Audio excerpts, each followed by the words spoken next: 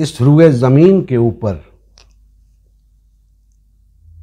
دو ادیان ہیں۔ ادیان دین کی جمع ہے، یعنی دو دین ہیں اس روئے زمین کے اوپر۔ ایک اللہ کا عطا کیا ہوا دین جسے ہم اسلام کہتے ہیں، اور دوسرا دین طاغوت۔ طاغوت کہتے ہیں سرکش کو، باغی کو، حد سے گزر جانے والے کو۔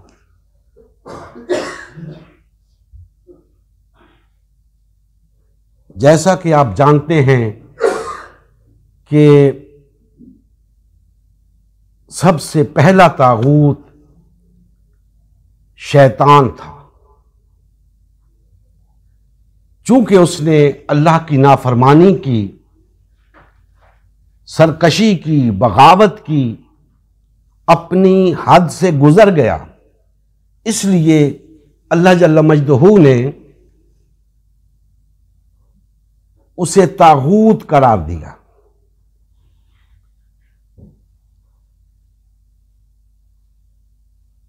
اور اس کے بعد جب اللہ جل مجدہ نے شیطان کو اپنی بارگاہ سے نکال دیا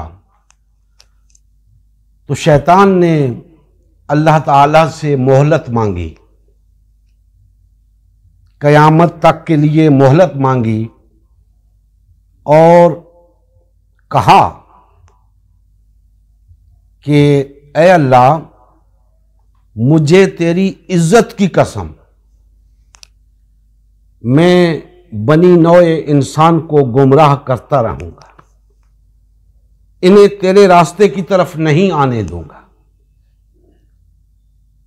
تو پتہ یہ چلا کہ شیطان نے، طاغوت نے لوگوں کو اللہ کے راستے سے روکنے کے لیے راستوں کا ایک جال بچھایا ہے۔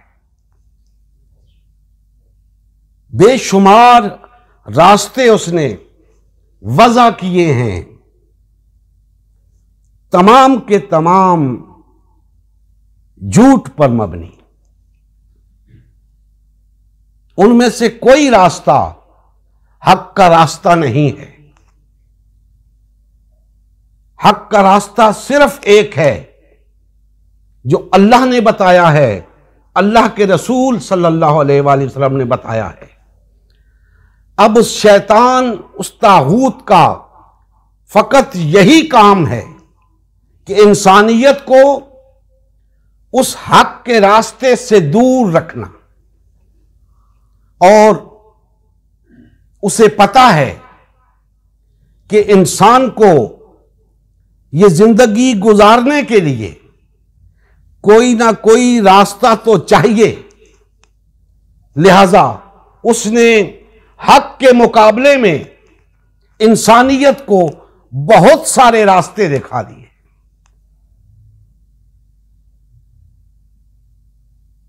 اب ان تمام راستوں کو جو حق کے راستے کے علاوہ ہیں، انہیں ایک ہی دین قرار دیا گیا۔ وہ ایک ہی دین ہے، دین طاغوت، باطل دین۔ ورنہ حقیقت یہ ہے کہ اس کائنات کے اندر دین فقط ایک ہی ہے، اسلام۔ اس کے علاوہ کچھ راستے ہیں خود تراشیدہ، وضع کردہ، آرٹیفیشل، انسان کے اپنے ذہن کی اختراع، باطل اور طاغوت کے راستے۔ اب چونکہ ان سب کے پیچھے طاغوت ہے، اس لیے وہ ایک ہی راستہ قرار پائے گا۔ اور یہ میں بتا چکا کہ اللہ کے راستے کو اپنانے کے لیے ایک راستے کا ہونا ضروری ہے، کیونکہ اللہ نے ایک ہی راستہ عطا کیا ہے، جبکہ طاغوت نے بے شمار راستے دکھائے ہیں انسانیت کو۔ کس لیے؟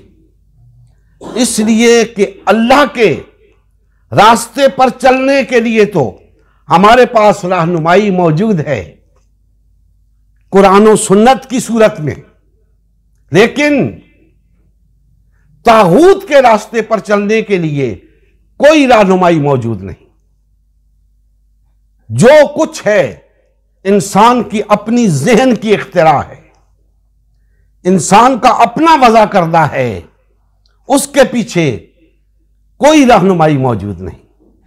اور یہاں یہ بات ذہن میں رکھ لیں کہ طاغوت نے انسانوں کو کوئی رہنمائی نہیں دی۔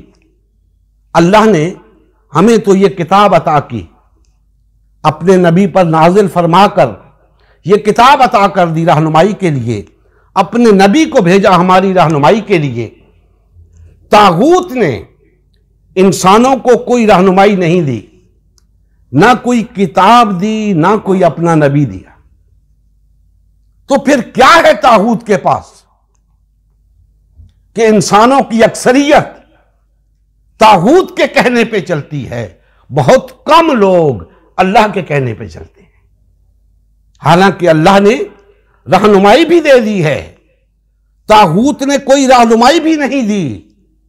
تو کیا وجہ ہے کہ لوگوں کی اکثریت شروع سے لے کے آج تک طاغوت کے راستے پہ چلتی آئی ہے، غلط راستے پہ چلتی آئی ہے، جہنم کے راستے پہ چلتی آئی ہے؟ جنت کی طرف آنے والے لوگ بہت کم تھے، حالانکہ ان کے پاس پوری رہنمائی موجود تھی جہنم سے بچنے کی، جنت میں جانے کی۔ نبی کریم صلی اللہ علیہ وآلہ وسلم کی زندگی کا مقصد غلبہ دین اسلام تھا۔ اس مقصد کے حصول کے لیے امت مسلمہ کی تشکیل ہوئی۔ امت مسلمہ نے نبی کریم صلی اللہ علیہ وآلہ وسلم کی سیادت و قیادت میں اسلام کو غالب و نافذ کیا۔ جب تک امت مسلمہ میں وحدت رہی، اسلام کا غلبہ برقرار رہا۔ جیسے ہی امت مسلمہ میں تفرقہ رونما ہونا شروع ہوا، یعنی پارٹی بازی شروع ہوئی، اسلام کا غلبہ جاتا رہا۔ آج غلبہ دین اسلام کی بحالی کی واحد صورت امت مسلمہ کی تشکیل نو ہے۔ الحمدللہ ہم نے غلبہ دین اسلام کی بحالی کے لیے اللہ کے رسول کی جماعت امت مسلمہ کو بحال و فعال کرنے کا بیڑا اٹھایا ہے۔ یہ ہمارا ہی نہیں، ہر کلمہ گو کا اولین فریضہ ہے کہ ہر قسم کے باطل اور طاغوتی نظام کے خلاف اٹھ کھڑا ہو اور غلبہ دین اسلام کی بحالی کے لیے فرقہ واریت اور پارٹی بازی سے کنارہ کش ہو کر صرف اور صرف امت مسلمہ کو بحال و فعال کرنے میں اپنا تن من دھن لگائے۔